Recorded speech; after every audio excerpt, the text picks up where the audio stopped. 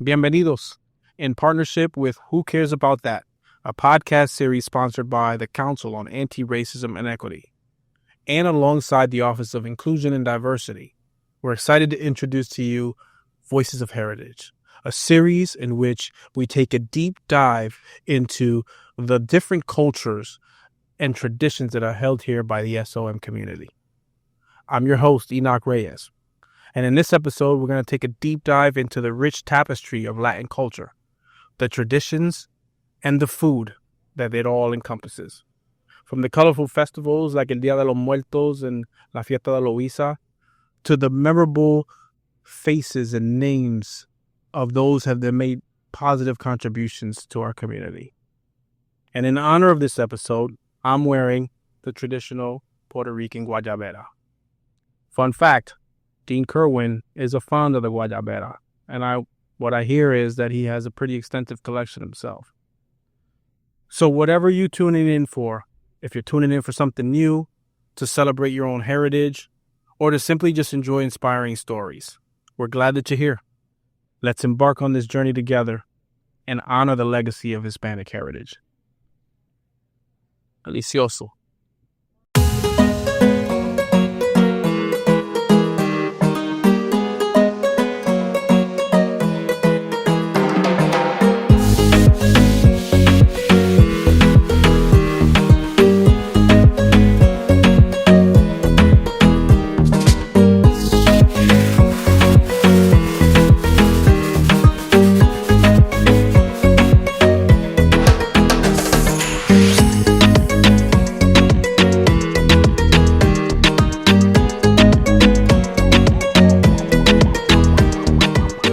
Bienvenidos a todos. Estamos aquí en Yale SOM y estoy con my fellow colleagues from SOM, Thaysha and Nelia, but I'm going to stay a little less and let them introduce themselves. Yo soy Nelia. I'm Nelia. I work here at SOM IT, and I'm happy to be here and talk about our culture. Thaysha. Hola, después Thaysha. Estoy aquí en Yale, trabajo para SMIT y me alegro estar aquí y hablar de En español. I like it. So, with that said, right, we're here to talk about our cultures, our distinctive cultures. Because even as Latinos, right, us being Puerto Rican and Dominicans, we all kind of ethnically are different, but we share the same passions, right? And I've noticed that our passions that we share are dance and food. But the one I really want to start talking about is culture. What festivities, thinking back on when you were growing up, that your family practiced and celebrated, that sticks with you, that kind of identifies who you are to them? So yo diría que la Navidad es el tiempo que más me recuerdo entre las hojandas, el coquito, haciendo toda la comida para Nochebuena, y sí. And for those that don't know, La Parranda is Christmas caroling, but the Puerto Rican version of it. You want to describe a little bit what goes on? Sí, un grupo de gente que viene a la casa y toca música. Don't you guys party like the whole week, though? So it's Party. And so I think it started week of Thanksgiving all the way to like end of January. Yeah. And when you think about it, right, too, it always starts off with about 15 to 20 people on your front lawn, and they're playing these carols, these Puerto Rican hymns, right? And they'll continue to play this until you open the door. Oh, And so you don't have a choice? you don't have a choice. You could either hear this for the rest of the night, or you open the door, and then when you do open the door, it opens up the festivities and everybody comes in and there's food prepared, y bebida, we drink coquito. So everybody knows that the food has to be ready. Y la bebida tiene que estar lista, so that everybody's coming. Right? And sometimes, it's the warm up. Like you're out there, you're singing along because you know that they're prepping the food, they're getting everything ready. But here's the great part about it, right? Is that once all the resources are wasted, You mean there's no more food? there's no more food, there's no more coquito, all of it is gone. Now we move on to the next house. and then Oh, I see. yes, and then the host, yeah. So it keep going in the whole neighborhood, but the hosting family that started now gets to join in with the group. So the group gets bigger and bigger and bigger, and then at 4 a.m, when the sun comes up, then it's like, okay, it's time to go to bed. So there's no breakfast? No. That sounds like Un poquito más de arroz, los huevitos de pernil. Yes. Yeah. that. That is Christmas caroling in only the way that Puerto Rican can do it. But enough of the Puerto Ricans. I want to know what are some of the things that you. So we don't do that in the Dominican Republic that I'm aware of. I could be wrong, pero eso no es una de las cosas con las que yo crecí. Right? It's not one of the things that I grew up with. However, una de las cosas que yo sí crecí fue yendo a the parade, donde están los diablos cajuelos que se visten con esas máscaras así, pero sin esa bandera. Se visten así mismo y tienen una vejiga grande y un latigazo. Yeah. Y eso viene de los tiempos de antes. Yes. Pero esa es una de las cosas que yo me recuerdo más de la República Dominicana, que es la independencia de la República Dominicana de Haití, que ocurrió el 27 de febrero. O sea, el 27 de febrero hay muchísimas parrandas, como te digo, en la capital, en Santo Domingo, se celebra. Carnival. Yes, entonces después los pueblecitos tienen todos los carnavales y nada, ahí comienza la fiesta. Pero no es así, todo el mundo está como en la calle y, disfrutando de la cultura y hablando uno con otro. So dive a little deeper into that, because I'm interested when you're at one of these festivals, right? I'm assuming there's food, there's dance, there's baile, everything. I mean, usually somebody's singing and everybody's dancing. Ripiá, una bachata, somebody's singing, everybody's dancing, and yeah, there's food everywhere. Yeah. There's food everywhere. See, to me, that's the beautiful thing, right? Is that no matter how far our cultures are separated, we practice similar things. And even what you said, right? The mass. In Puerto Rico, we call them Vejigante mass, but they have this root tradition that follows several Latinos, no matter where they're from, right? I think that's because it comes from African descent. Yes. Yeah. Because one of the things is we're mixed with African and Spaniard.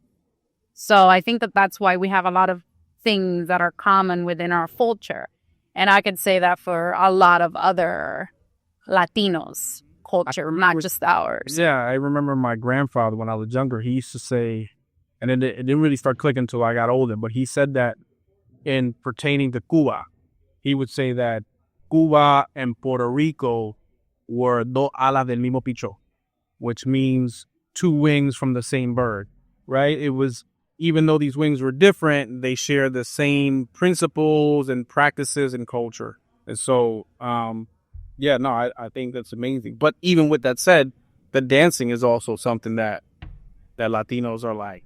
Yeah, it's interesting because la salsa se conoce mucho en Puerto Rico, pero también it does not originate in Puerto Rico. I don't know what you heard, but it did not. Well, talk to Cuba, because Cuba thinks it originated there too. So, but they have a different. You guys can have that fight. I'll stay out of it. Yeah. I know we created the bachata, and nobody's fighting with us, so that's okay. At least we can be that original, that we have our own thing. You guys can fight over salsa. We definitely, bachata and merengue is 100% Dominican. Yeah. So, we can be unique in that way. You guys can, fight over salsa. So, I'm okay with it. Talking about dance, how big of a part or role was dance in and for me, I can remember growing up and my father in the kitchen with my mother, and there'd be a salsa playing, and then the spontaneous, my father would grab my mother and just start. So I remember just dance being critical in my household, to the point where I'm a dancer, me encanta bailar. I like learning different dances. I love the bachata, by the way. I can still beat even salsa. Originated. Just so you know. But with that said, growing up at home, Thaysha, what are some of the things you remember when it comes to and by the way, we had one member of the family that did not know how to dance. And not to saying if you don't know how to dance is bad, but he was a little bit of the black sheep. They were like, oh man, no sabe bailar. No, for us, our biggest like tradition is usually during Christmas time. We're like the night before Christmas, we're making all the desserts. We have music playing in the background. We're drinking, Or cleaning and dancing with the brew. and brew, and then we're grabbing each other like, hey, come here. My mom is always like, or she'll grab my dad, and they'll try doing like their own little thing. But yeah, I think in my household Santa has been the biggest dance that we incorporate. Mark Anthony, our go-to. Originated. Like, un poquito, todo un poco. So for us in my family, we actually had dance-offs as little kids. So we would go to my grandma's house. So my grandma had 14 kids, and all of those kids had 3+ kids. So I have a lot of cousins, which you guys know how familiar it is. We have a huge, large families. So there was a lot of cousins at my grandma's house, and it was like, let's dance. And we would just like compete with each other and just dance anything. Salsa, bachata, merengue. But it was more merengue. That was the thing because, bachata at that time was considered lower class. Yeah. And la gente del campo listened to bachata. And los jíbaros in Puerto Rico. La gente del campo listens to bachata, and eso no era lo de nosotros. So I was like the black sheep for a while because I love bachata and I always like bachata. Like, it's just. How did that come about, though, being that your whole family kind of like did not, like, that wasn't a thing, right? That was almost shunned upon, right? Because how did you come to love it so much? Because of that kind of a family. The lyrics. The lyrics just speak to me. I feel like bachata is a lot like country music. So the lyrics of bachata just speak to me, and I just love it. And the dance is simple, but yet a little bit more sophisticated than just merengue. So I like that. I'm just the type of person that likes to keep, that's why I know salsa, but then but that's okay. But you don't too. What I like about bachata is that you can put your own spin and flair to it. Once you pick up the original steps, right, you can do your own. Because I've incorporated some of my own stuff when it comes to bachata. You became a pro, Rachel. No, I haven't become a pro, but I am good at it. I could be the judge of that. I'm very good at it, where I've incorporated hip-hop, merengue. I've incorporated different dance styles depending on the bachata that I'm listening to. Because there's some bachatas that are fast. Right. There's some that are slow. So it depends on which one you're dancing. But me personally, yes, I love la bachata. And I thank you and the Dominican people for coming up with it, because it's a beautiful, beautiful dance. Well, you're very welcome. How about you, Thaysha? I know you said salsa was your favorite? Yeah, salsa. Salsa's not easy to dance. It's not. I'm still kind of like that black sheep type of person, but I've been trying to learn a little bit more. Again, my mom and my dad always try to get me to dance, and I'm like, sure. Okay, let's go. Let's do it. Fine, let's play it. But yeah, I've been trying to take another couple class. Yeah. I ain't gonna lie, with the outfit you got on, I'm assuming you're killing it in the salsa game. So that's an assumption. You have to look the part. Yeah.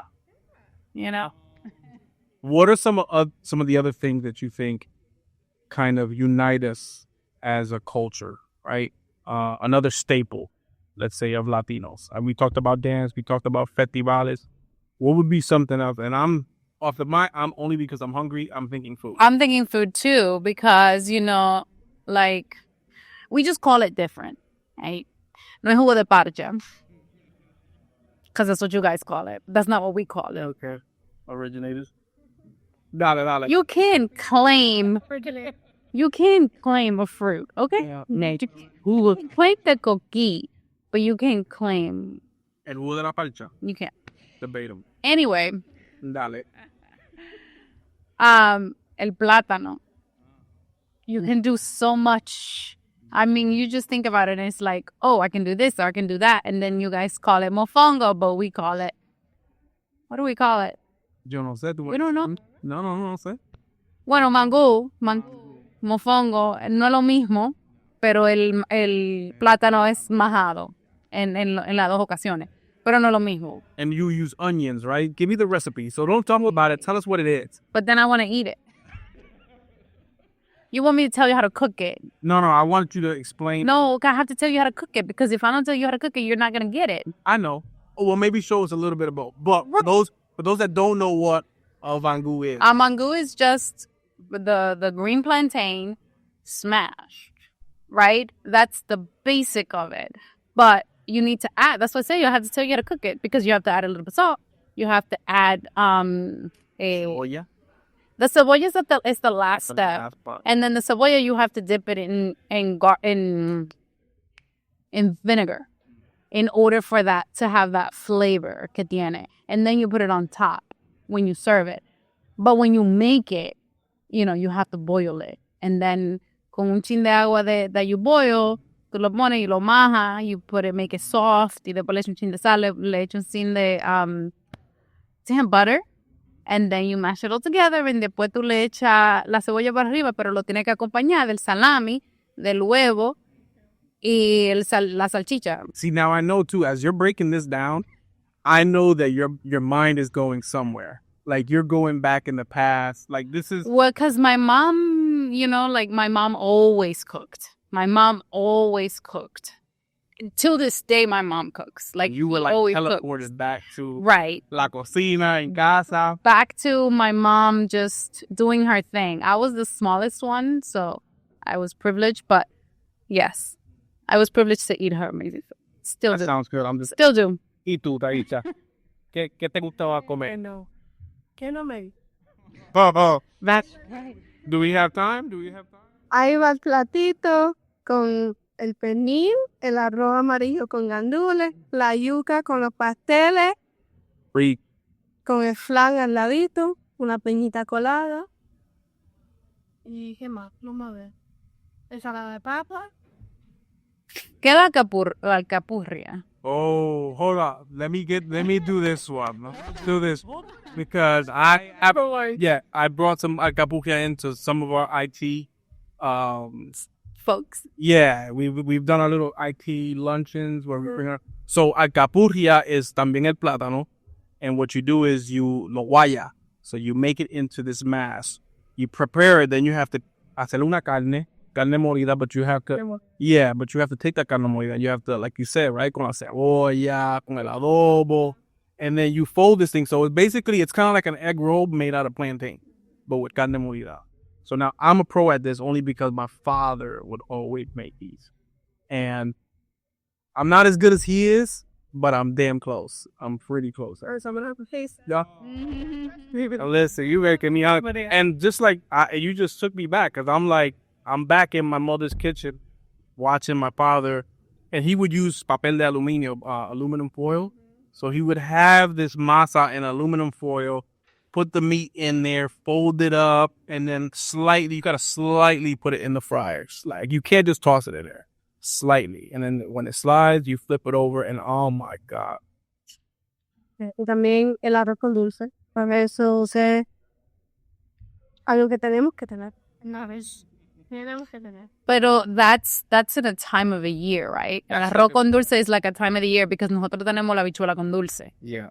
Entonces, pero eso para what is it? La Navidad. La Navidad, Christmas time. No, in April, the spring break. Oh, Easter?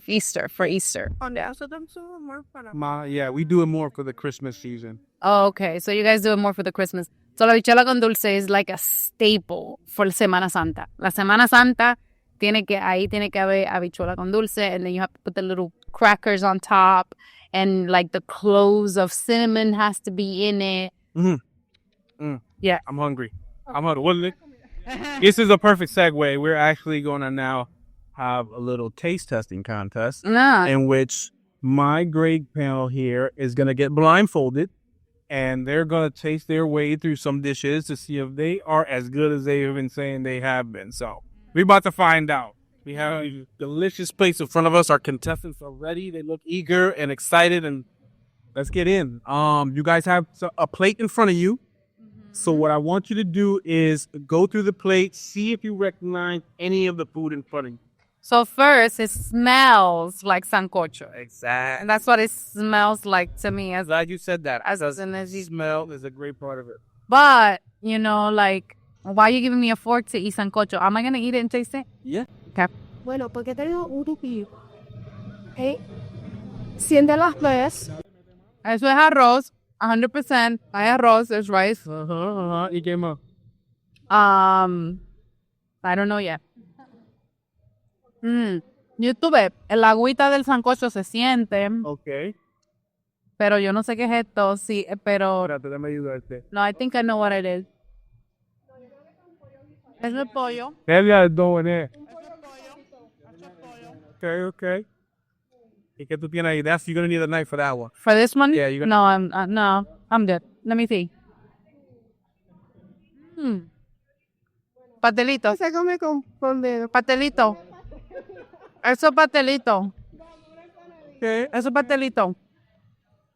Pastelito, arroz. That's your final answer? Yes. Pastelito, arroz, un pollo. Yeah. Yo digo pollo acá. Boy, ahorita. Failed. That was all pizza. Yeah, I'm right. kidding. I'm kidding. Can we take it off now? Yes, take it off. So, yes. These guys are pretty good. Nah. Yeah. Viste. They knew what they were eating. And Nelia, I love what you said about the smell. Because the smell is like the first thing that brings you back before you, and then the taste is just, On top of it, yeah. Yeah. So, like we say in Puerto Rico, Buen provecho.